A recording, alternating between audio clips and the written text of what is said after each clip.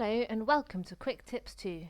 Today I'm going to show you how to restore and recover deleted photos or videos on your Android Nougat phones. From the home page, go to Apps, look for Photos and tap on it.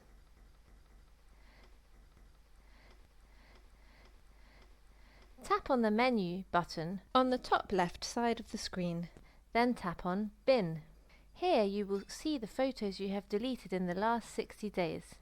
Items in the bin will be permanently removed after 60 days. To select the photos you want to restore, tap and hold one photo for 2 seconds. Tap on the remaining photos if you want to select more than one photo to restore. Now tap the return arrow and the photos will return back to your Photos folder. A simple way to recover deleted photos on your Android device. With Quick Tips 2, knowledge has no limits.